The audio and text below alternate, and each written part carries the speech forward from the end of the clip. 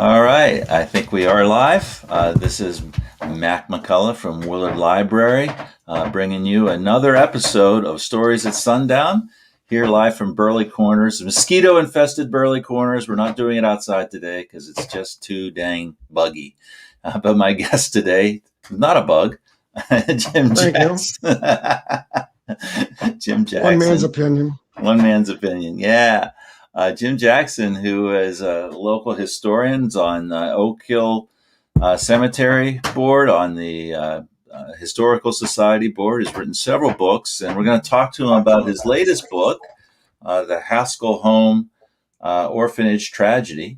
But first, I think we ought to spend a little time. Two copies now, so you got two. one for you, one for me. Awesome. But I thought maybe we'd just spend a little time getting to know Jim a little bit. Jim, welcome to the show. Yeah, good to be here. Thanks for inviting me. Yeah, it's a lot of fun. I'm glad you could come on. And I was, you're not a local native person, but you've been here for quite some time. Is that right? Yeah, we moved here in 2006 when I retired from Troy in Oakland County, just north of Detroit. Yeah. So. And I read somewhere that the reason you came to Battle Creek is that you learned that you had ancestors here. Well, that's not true. I do have ancestors here, but I've got ancestors all over Michigan, so that was not my guiding decision. Okay. Basically, when we retired from Troy,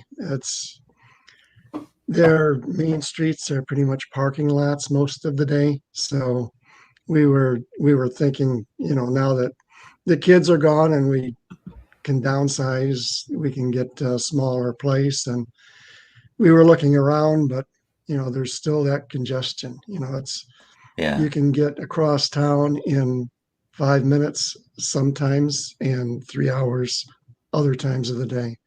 So it's like, well, we're not locked here. We can go just about anywhere. So we ended up we started looking around Marshall because we always love those Victorian homes. But at that time, my wife's sister had a stroke and she was in a wheelchair. My mother had trouble with our stairs at our quad. And we realized this might be our last home. So we're going to be living there for a number of years, and we're retired. So we're getting older. So do we really want a 3-story house with a set of stairs? So we expanded our search and ended up in Battle Creek over in the Binder Hills initially. Yeah. Which those were nice homes, nice subdivision. Each home has about an acre of lawn. And then after a time there, my wife did not enjoy gardening, and I'm not supposed to be out in the sun. So again, what are we doing here? So we moved into some condos, Potter's Grove. So it worked out very nicely.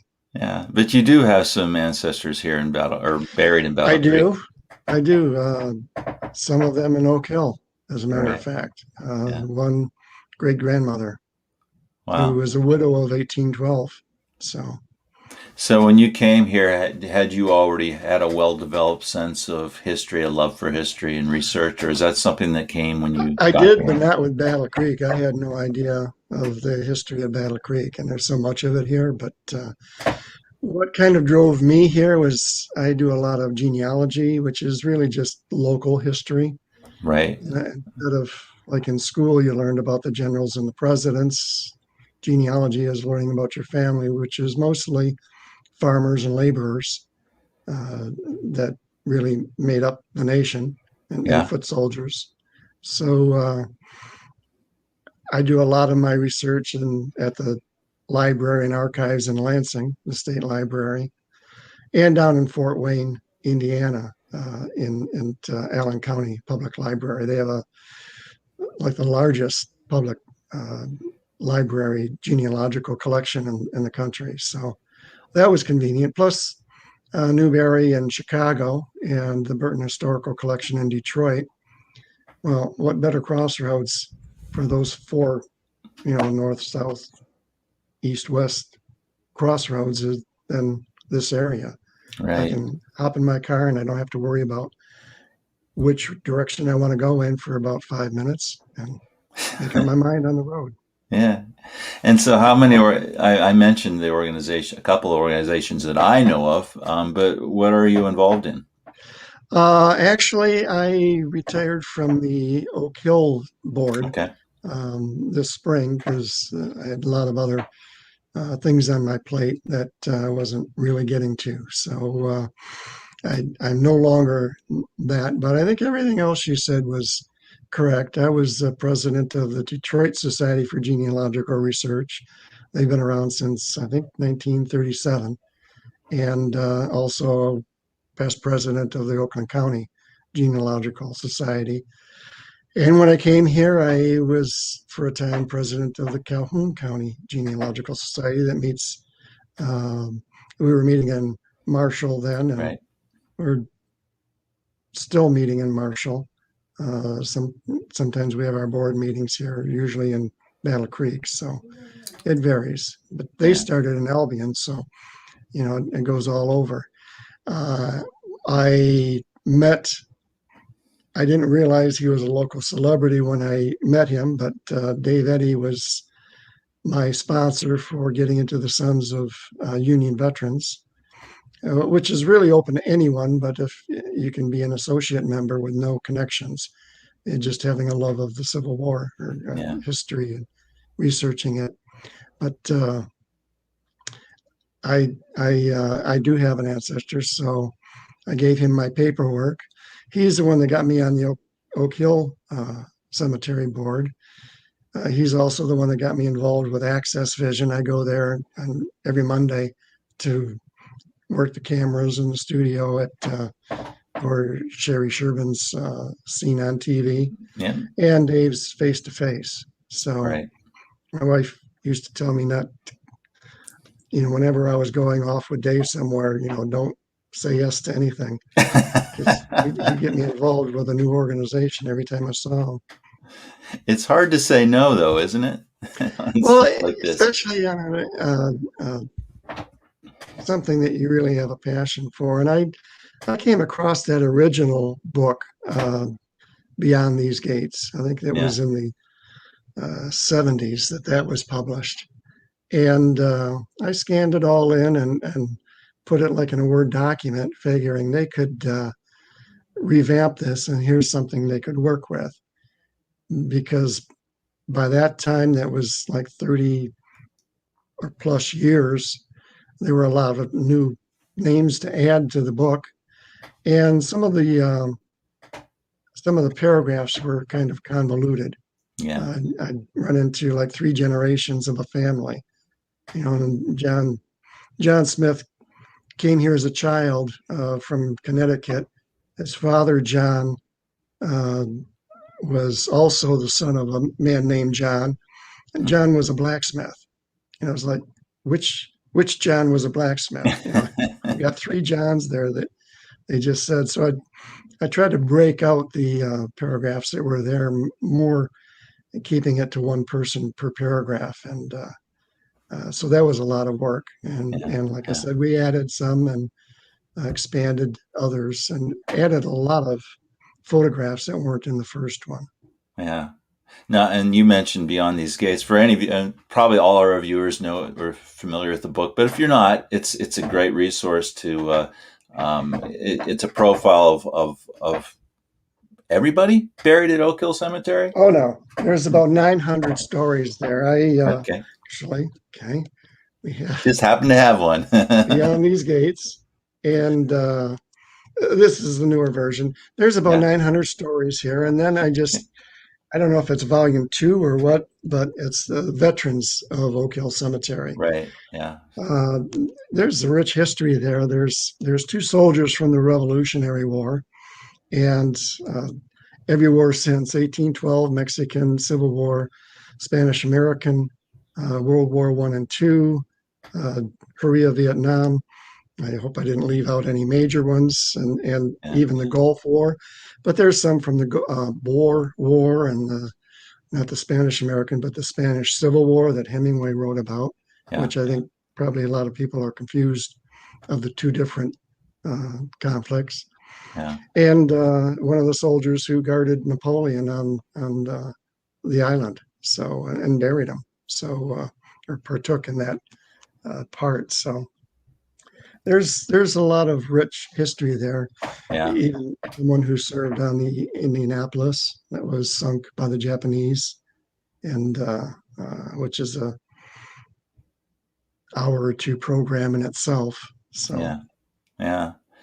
And you mentioned you had an ancestor in the Civil War. I had a couple of myself, and it's really, it's in some ways, you wonder why you take it personally, but I really feel like an affinity for, those ancestors. In fact, I grew up in the house that one of those ancestors actually grew up in as well, oh, and it's just, he died in Gettysburg, and another one was a prisoner.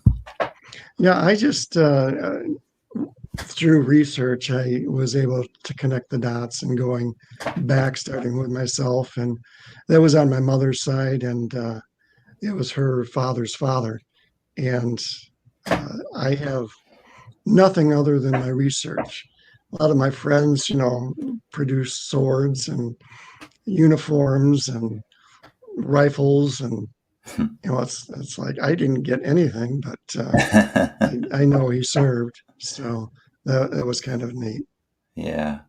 My one cousin, Thomas Reynolds McCullough, he actually kept a journal, and we have it. Oh, And, fantastic. and it's fairly pedestrian stuff. I mean, we marched X, Yeah. and that's all it is. But then every now and then there's just this like little vignette.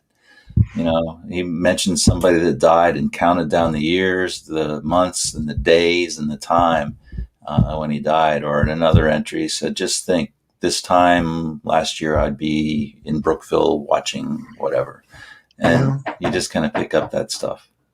So, I really enjoy the diaries. It's kind of like the newspapers. It's different than reading a contemporary history today, because the diary, they didn't know what tomorrow was going to bring. So they didn't know if the battle coming up was going to be major or not. right, And it didn't matter because they could have died in a small skirmish as well as a 3-day battle. right, So it was the unknown about what's about to happen is what we're all faced with every day. But you don't think of that when you're reading it in hindsight, right, reading history in hindsight. yeah. And so, what you mentioned, you spent a lot of time at the library in Lansing. I mean, what are some of your go-to sources when you're doing research?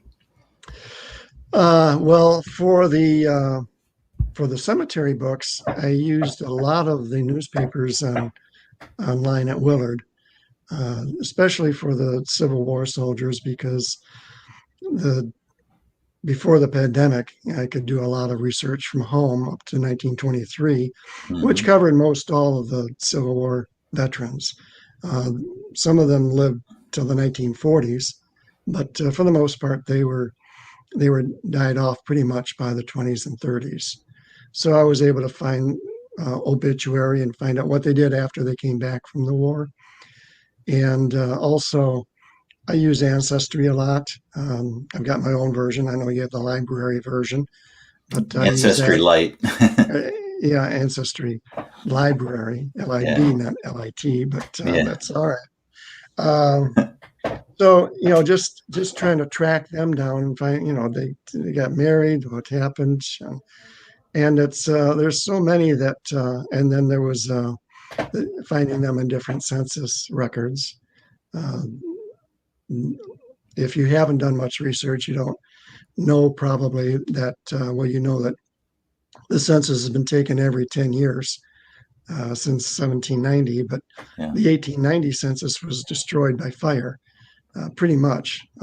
And but the 1890, they took a special census just for the veterans, and that still exists. So that tells a unit number and if they had any disabilities.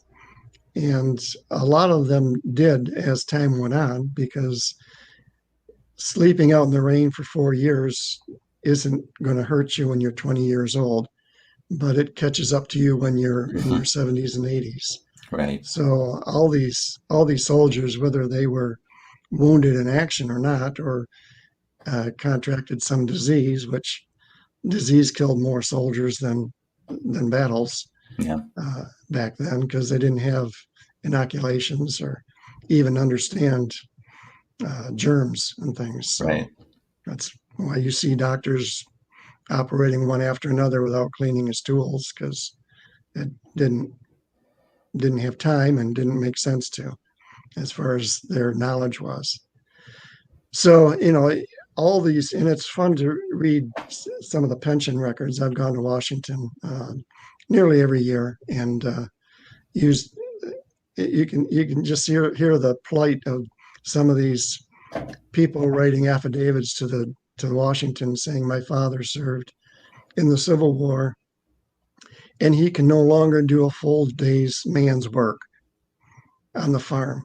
Well, his father's like 88, so he, but I mean, there was no retirement plan back then. You Yeah. either had to work for your living or you had to have children or someone who would take you in and take care of you. So, they became a burden. There weren't any nursing homes as such. So, uh, it's just about every veteran in their 70s. If they were in artillery, they were all deaf because of the uh, sonic booms that they heard hundreds of times a day, Yeah. and their ear right by a large cannon without any headgear. Because Right. again, you know, man up. Man up. Exactly. No earplugs. So again, just speaking generally, just for a minute before we talk about the book, what is it about history that you think we gain? And why is it so important to preserve and talk about and write about as a community? Well, I do believe that we do learn. Uh, History repeats itself. Yourself, you learn more probably from your mistakes than from your successes. I was watching like the Food That Made America or some of the other history channels about the tycoons that shaped America, and they all talk about the mistakes they made. Well, if we bury those mistakes, who else is going to learn from them? So Yeah. I think that part is important, but it's just really interesting too, because many of us may not have ever met a lot of our ancestors, but you may recall your grandfather or even a great grandfather who was a doddering old invalid. But, to read about in a diary, maybe about their brothers and sisters, and they went down to the swimming hole and had, just sounds like you would have loved to join in that day. Yeah. But this can't be the same person. They were young like me. I mean, which is really obvious, but we don't tend to think of people we only knew as old as young. Just Right. like people who die young, you never think of them as being old. Right. So And then, to think about them with their future ahead of them and the dreams and the things that they wanted to accomplish and sure. what motivated them. And to put it in the context of the time that they were in. Yeah. And I like the detective work of genealogy and talked a little bit about like the diaries. I've done probably half a dozen reprints of Civil War diaries, but I add uh, one of my books has like 300 footnotes where I kind of track down when he talks about Bill from the 7th New York Infantry, uh, got his leg blown off. I'll try and track down and find out which William that was Hmm. and put a little history about him in with the diary to, this is something that the diarist never knew what happened to Bill after the war. So try and add that to the daily things. Like you said, so much of it is just about the weather it was warm today, or we marched 17 miles today, Yeah. and and even like 3 miles through muck can be worse than 17 miles on a drier road. Although a dry road causes a lot of dust too, so you don't want to be at the end of the line. There was one passage in that diary I told you about that just the phrase, it just always sticks with me. It rained right smart.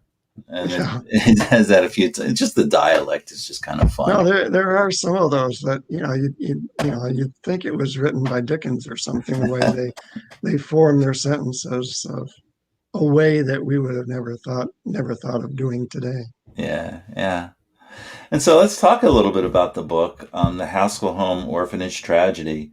Um, what motivated you to tackle this project? Well, when I was going through the newspapers for all these other books, I kept coming across the Haskell Home, either uh,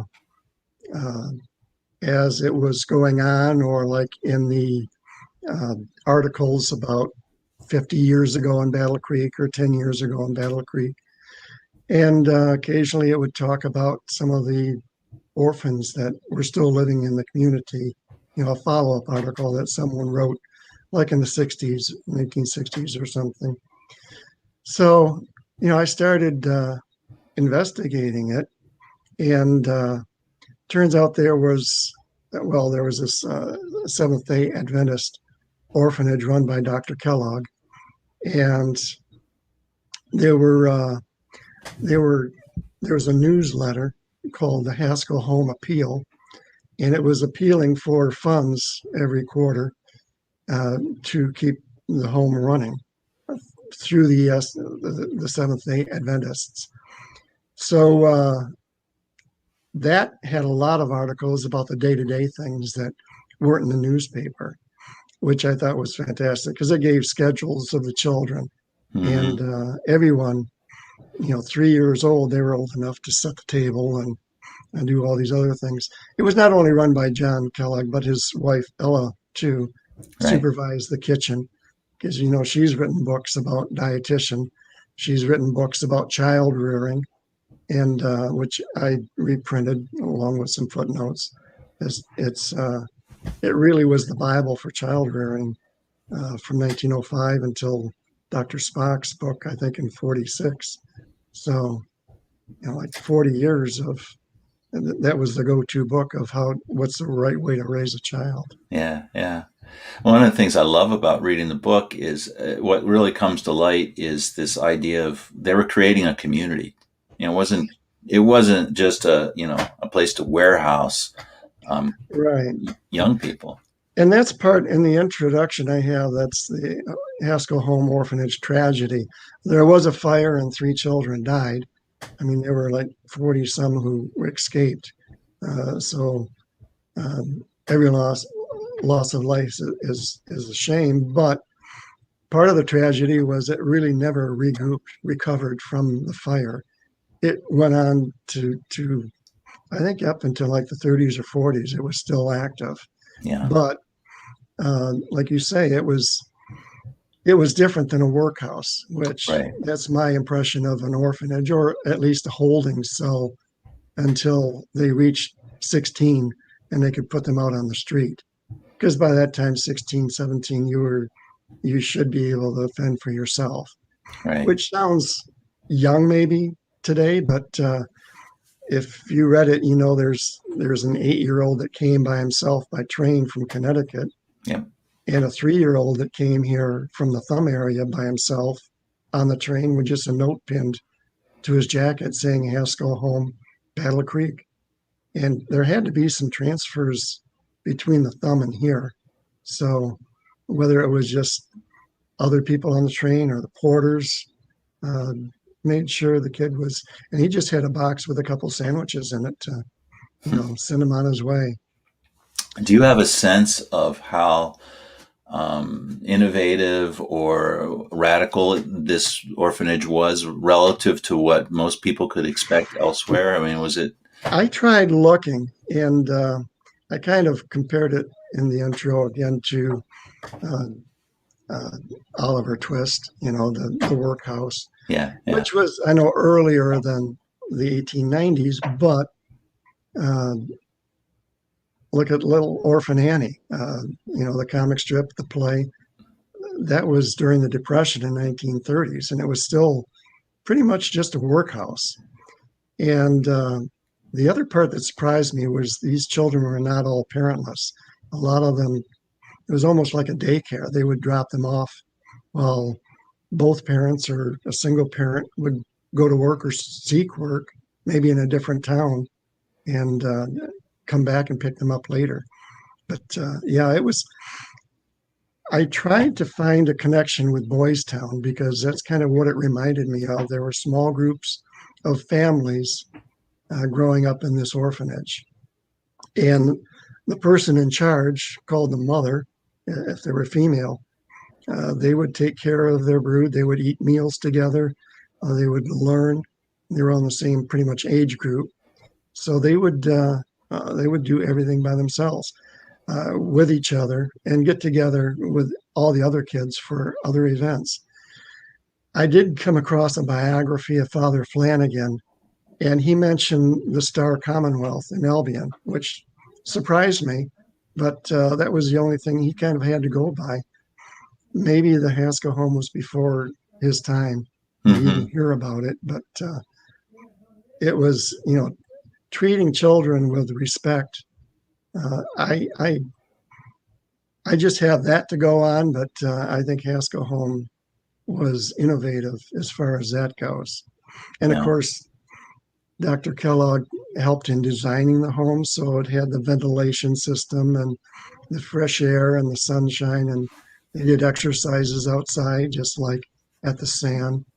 And it was a three-prong approach. You had the education, but you also had spiritual growth, Yeah. and you had culture.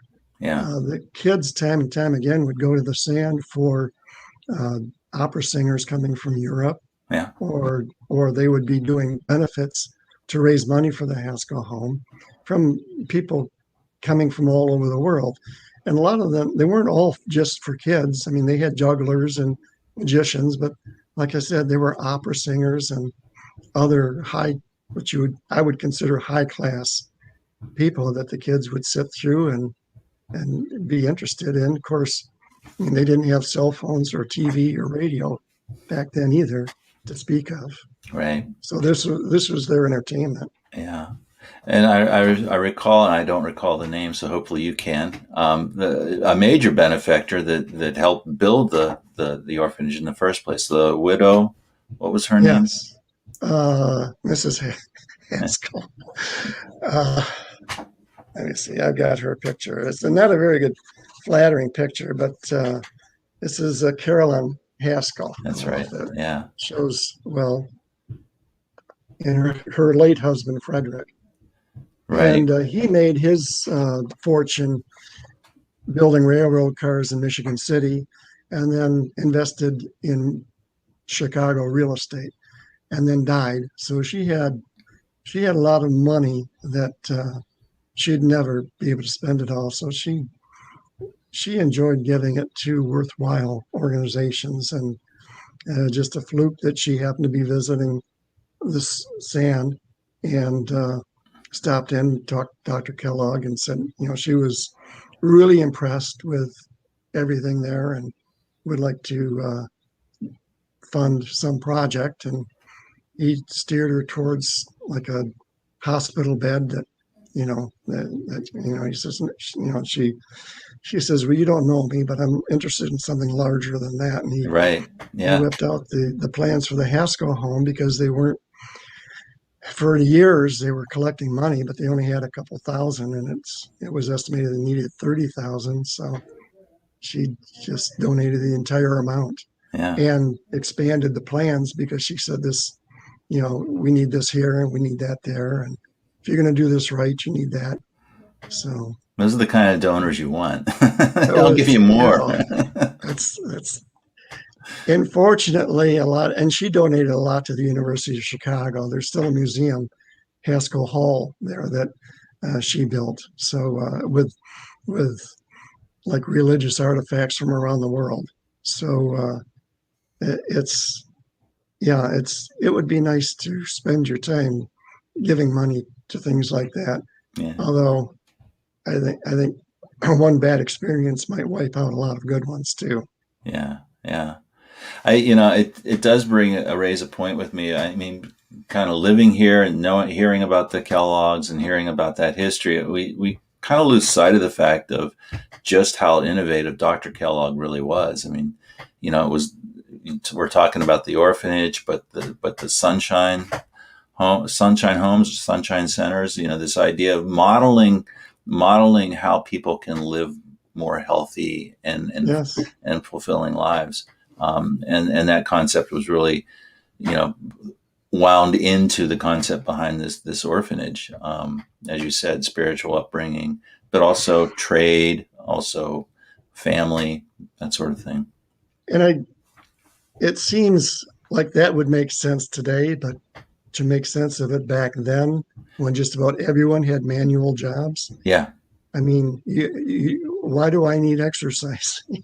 I'm out, I'm out plowing the field from dawn to dusk, or chopping down wood, or everyone's doing some kind of manual labor. The women are scrubbing floors on their knees and churning butter, and that's all manual dexterity. You'd think everyone would really be in super good shape, but yeah, his exercise program was a big thing at the sand. yeah, You've seen pictures of hundreds of people out there doing doing their calisthenics and other yeah, exercises. yeah, yeah.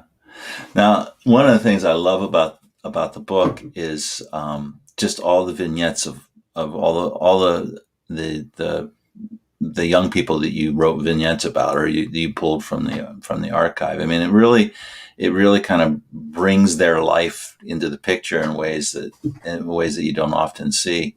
Do you have some favorites out of that? Well, I like James Armstrong. He was, I think, 12 when they stole some bicycles out from the Adventist church during their service.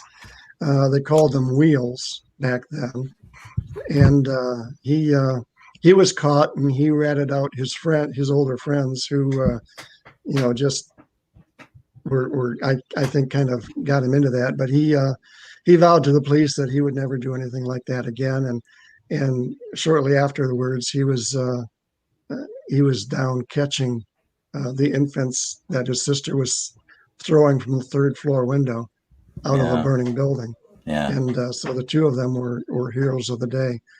Uh, that's the good story.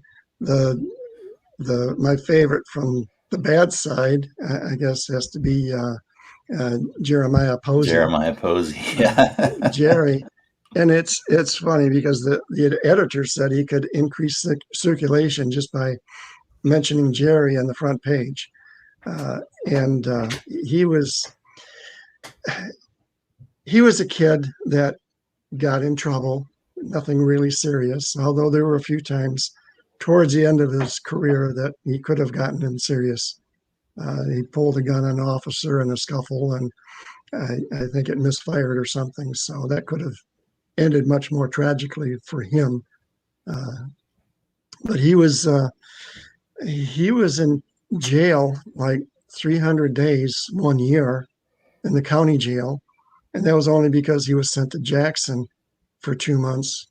Uh, you know, so I mean, he would be in jail for 2 months, be out for 3 days, and be back in. I mean, he was in much more than he was out. And in fact, I think the police chief, I liked his quote that Jerry's been arrested more times than John Doe. And he also apparently he was at the county jail in Marshall, but a lot of churchgoers Sunday morning would bypass church and go to the county jail to be outside the cell to listen to him, because apparently he had a fantastic singing voice. yeah. So maybe options weren't open to him back then, but he certainly probably could have made a career entertaining people rather than. And he wasn't really stealing. I mean, he wasn't holding people up. He would just take fur coats out of open carriages. And Right. I mean, it was, if they wanted it, they would have locked it up. Yeah. There are very few, I'd say, people from the wrong side that I would like to sit down and chat with, but he's one of them, I think. Yeah. Sit down and have maybe not a beer because he was a really bad drunk. I mean, that's what led to a lot of his problems, but sit down with him over a cup of coffee and just, what were you thinking? Yeah. And so you mentioned it. You mentioned the rescue. I mean, that's just extraordinary. I mean, talk about how the fire spread, and the fact that why people were why they were trapped.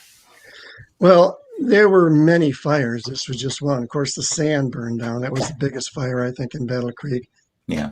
But anytime you have wooden structures that are heated and lighted by flammable liquids, you're going to have fires. And the fire spread so quickly. They didn't have arson investigators like they do today, but the best explanation I've seen was they had dust chutes on each floor. Right. So people would sweep. I mean, this was before vacuum cleaners, even like carpet sweepers, I think. So you pretty much had a broom and you swept all the dust to this hole in the floor, and it would fall down from floor to floor to floor to the basement.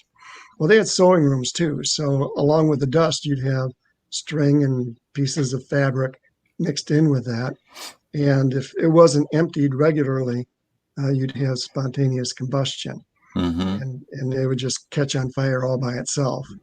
And no one remembered the last time it had been emptied. And the fact that the entire north end of the unit went up in flames, there weren't any. I mean, the kitchen was not on fire because that was the first thing the caretaker went to. Was he figured it had to have started in the kitchen because that's where all the stove and all the flammable things were. So, and the heating was done off site. I mean, it was in a building uh, quite a ways away with pipes going underground heating the Haskell home. So that wasn't a possibility either. So, and the fact that by the time the fire department got there, and they got there within 5 minutes, I think, after the alarm was sent, uh, all the children that got out were out, Yeah. and the house was too far gone to be saved. So the fact that it was so quick, that makes sense that the dust chute caught on fire, and it was just like a torch from basement to ceiling, just going through all really three plus two other levels, the attic and the basement. So and it had outside fire escapes, but they were all in the other part of the building Yeah. because there was nothing on the north to catch on fire. So it was just, it really was a tragedy. Yeah.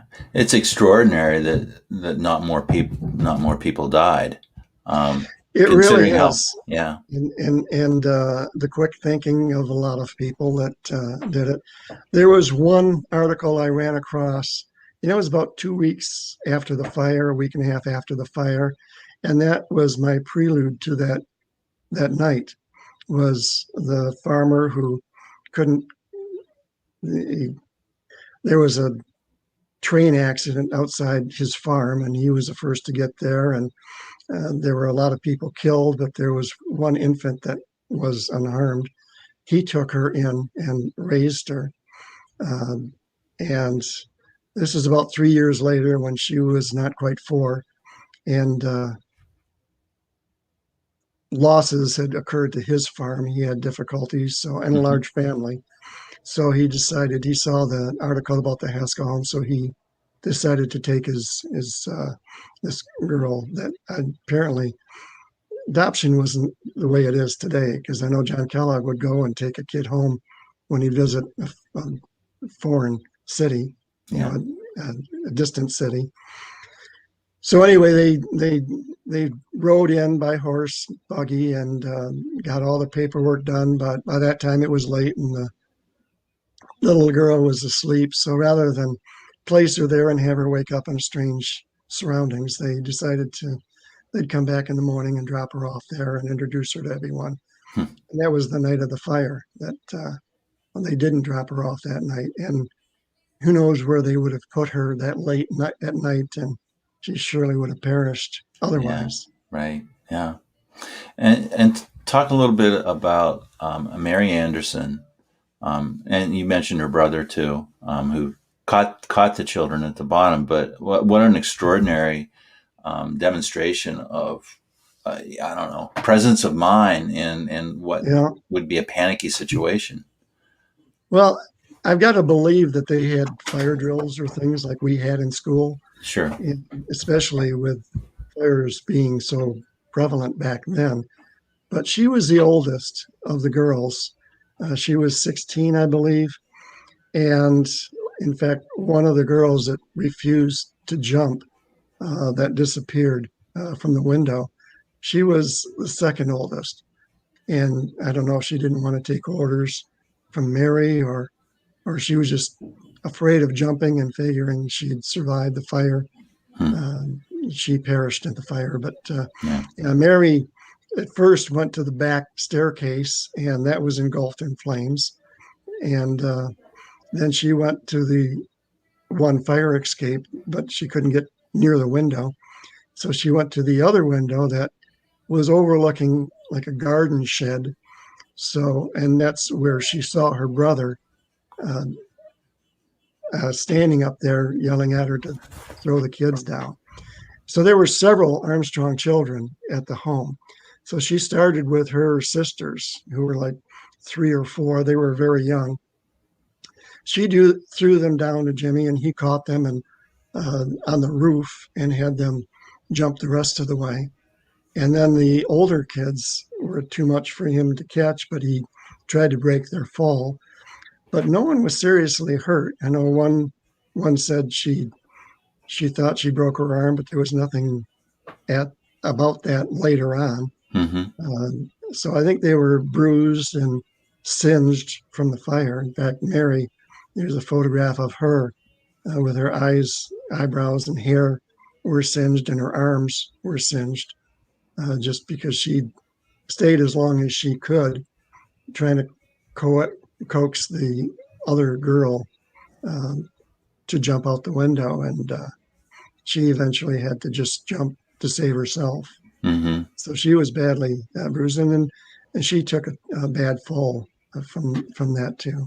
Yeah, yeah, and I believe that the accounts.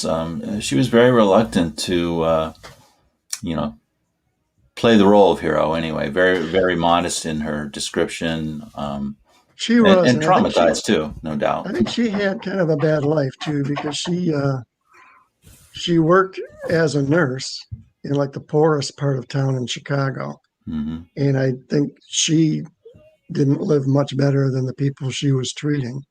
So I mean, she's really, uh, maybe saint's too much of a word, but she's, like many of these first responders, she put other people first. Yeah. Any any off the top of your head, folks who years later would recount in the local papers? Do they stick around? Do you any examples like that? Yeah, I found the one Coven, I think, lived in Marshall, along with I think it was Virginia Armstrong, or one of the maybe Violet Armstrong, also lived in Marshall, and there was like a rehashing of the story of the Haskell home in the local paper, and he wrote in, said, he thought he was the oldest survivor of the Haskell fire, and he was probably like 70 or 80. Turned out Violet died after he did, but they didn't know each other. They didn't keep in contact. There was no reunion of the Haskell home survivors. They all pretty much went their own ways, but those two stayed nearby in Marshall. Mary ended up, I think, in Illinois, back in Chicago area. Hmm.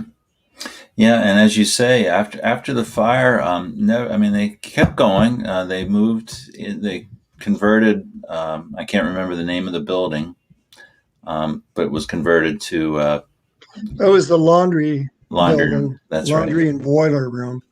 Laundry was on the second floor. The boiler room was on the first, and that was where they were staying initially. Well, immediately after the fire that night, they were at homes all around the area, Yeah. including John Kellogg's home.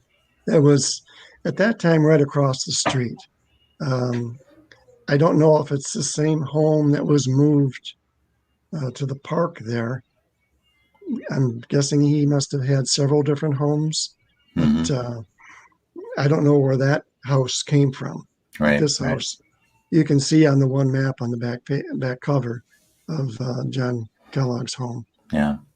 And by this time, the rift between Dr. Kellogg and the church was pretty deep, and Ellen White was pretty Yeah. deep, and that probably contributed to um, the orphanage never being rebuilt. Well, that was part of it, plus the fact that John kind of restructured the legal papers so that it was no longer part of Seventh day Adventist. Right. I mean, in his mind, it wasn't from the beginning because Carolyn Haskell That was, donated all the money.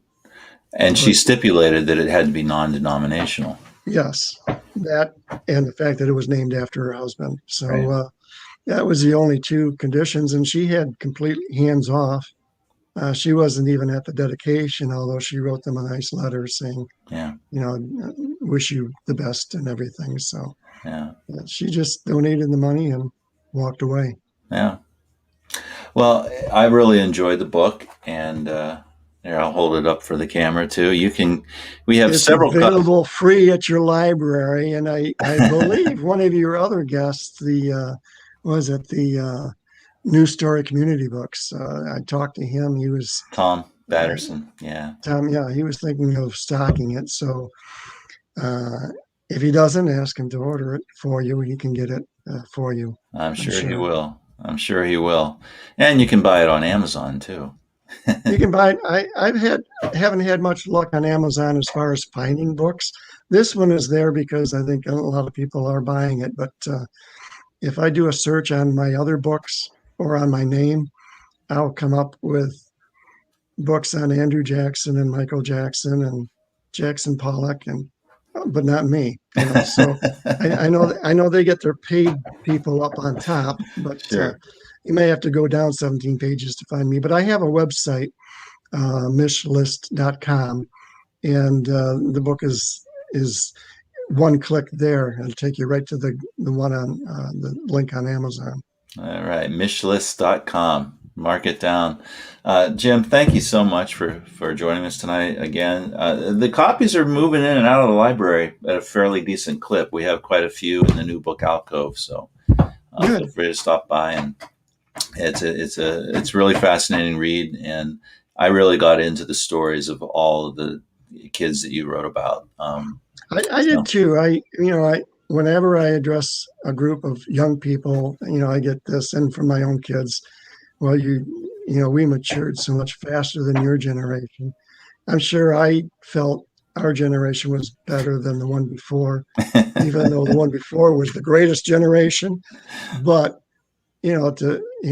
how many of them would be willing to go on a train trip by themselves across country at 8 years old? Yeah. Or like the other research I've done, join the Army in the Civil War at age 12. When you've got 40-year-olds living in their parents' basement. I mean, it's not to stereotype an entire generation, but they held their own back then, and Yeah. they were something they should be proud of. Yeah, absolutely. Well, As thanks this again. generation will be too. That's right. Well, again, thank you, and thank you to the audience. I hope you enjoyed it, and we'll be back next week with another Stories at Sundown. Take care, everybody.